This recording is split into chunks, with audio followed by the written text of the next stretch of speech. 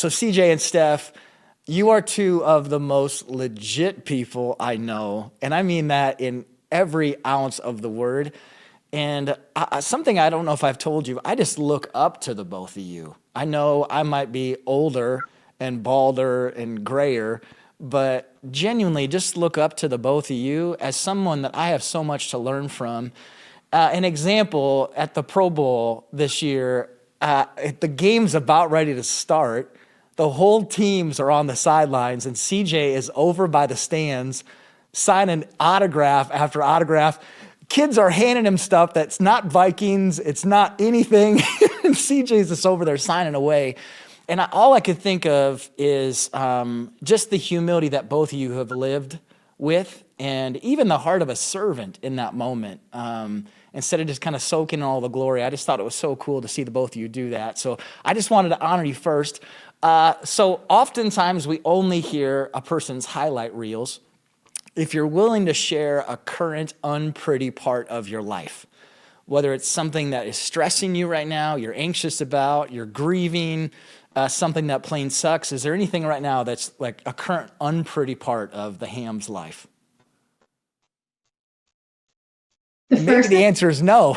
No, there's plenty. Which one do we pick? Which one do I pick? Because there's plenty. But I feel like the thing that's like, I don't know, maybe heavy on my heart lately is just like the impatience that I have with my children.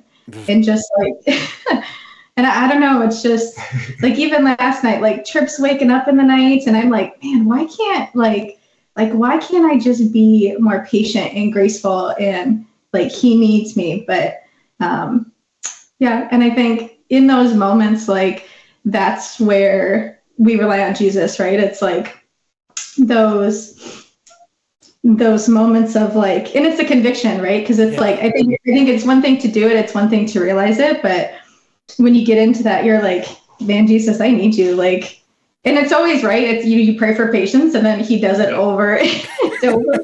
And he's like, I'm trying to teach you this. I'm giving you all these opportunities, but I mean, still working on it, always working on it. I mean, I can second all that. And I was kind of going to piggyback off that actually. I feel like God was telling me, after the season and everything, just be more intentional. Be more intentional with your relationships. Be more intentional with your wife, with your kids. And I'm trying to do that. And like you said, you pray for patience, you pray for these things, and God gives you opportunities to do them, but you have to make the decision to actually step out and do those things. And I'd say I'm still not the greatest. All the time as parents, I'm like, I should probably just go play with my kids, and then I'm like, here's your iPad. I should probably go do something with my wife, and then I'll go do something else. So just trying to find that balance and trying to really just deny my flesh and go and be intentional and be present, and hard to do. As parents, we know that's super hard to do on a consistent level. But I think God calls us to do that, and he's calling me to do that. Oh, that's so good. And I feel like those moments are where you really see kind of where your relationship with Jesus is at. Oftentimes it's like, have I been to church? Have I read my Bible? Like, am I saying and doing and posting all the right things? But I think those little moments are really where it's like, oh gosh, I got a lot of room to grow, Lord. Like, oh man, like I'm not dependent on you, or geez, I'm trying to do all this out of my own strength. And I think that's so powerful just to see those moments. And then that intentionality too, CJ. I did the staff talk this morning, and one of my goals is to do one fun thing a day with Becky or the kids. And it can be the smallest thing. And that seems like it could be an easy thing. This has been one of the hardest goals I've ever had to achieve. And they have to answer, is the question fun? By the way, they don't know that I'm doing this, by the way. I'm just like, so we'll do something, and then nonchalantly at the end, I'll be like, so was that fun? But it's been amazing how I've seen that like grow my love for my wife, my love for my kids, just that little bit of an intentionality. So I'm not sure if this is good, bad, or otherwise. And I'm asking this as humans, not as an NFL player and whatever else. Just free agency is going all over the place right now. Even for you, it's friends as well that's involved. Is that like, watch it as a fan of the game? Is it personal where all of a sudden it's like, man, I'm going to miss this person? Like, what is a week like this week like for you? That's a weird question. No, not at all.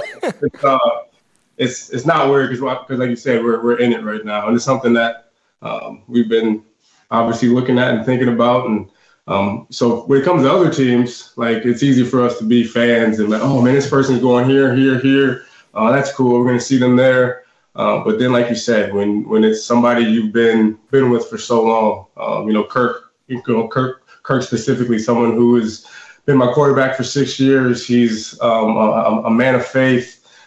It's hard not to have those things so personal. That's somebody that's grown to be a brother for me. Alexander Madison, Dalvin Cook years ago, Adam Thielen. These are all hard things. It's part of the business, but super hard things to deal with. But I just know the people that they are. Yep. And I know that God is calling them to do something in different spaces. And then it makes me think about all the time every year. I tell myself, like, man, how am I still here? What am I still doing on this team? And, today, yesterday, I just feel God is has something stirring up for us as a family. Mm-hmm. I feel like he's pushing me to be more of a leader. Not just on the field, but off the field as well, and just taking more responsibility and impacting the kingdom. With Kirk being gone, Jordan Hicks being gone, guys who were great leaders, great man of faith. Now it's time for other people to step up, and I'm gonna do my best to do that. Yeah, Steph, anything to add too? Like, what does it felt like each year, but like this year, like what has it felt like for you? Do you feel any of that? Or you? For sure. Yeah. For sure. I mean, you do life with these people. Like, and it's, even if it's, how long was Alex here for? 4 or 5 years? 5 years. But it's like, yeah. you watch their kids grow, and you just get to know them, and it's tough. And especially for me, like, I'm such an introvert. So I'm like, man, I gotta make friends all over again next year.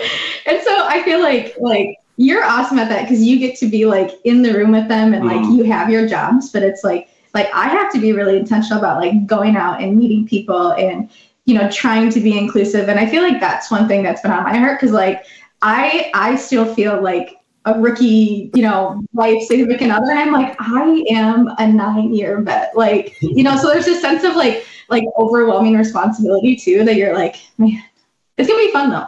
Like, changes are fun too. Yeah. It's just, and it's always cool too, like when people leave, like we have so many jerseys from like jersey swaps that like we've been collecting. So our stack is growing immensely. So I think that's the cool part too, is like you get to see them grow and like flourish elsewhere. Like, even if it's not here, like it's just really cool. Hey crew, it's Adam from The Conversation. I'm so glad that you've tuned in to this episode. If you haven't done so yet, make sure you go and click the subscribe button, whether it's on YouTube, Apple Podcasts, Spotify, or on Pando, so you don't miss a single episode of The Conversation. Also, I need to give a huge shout out to these partners. These partners help make this episode of The Conversation possible. They're organizations that I know and trust, that I want you to know about as well. Have a great rest of your day.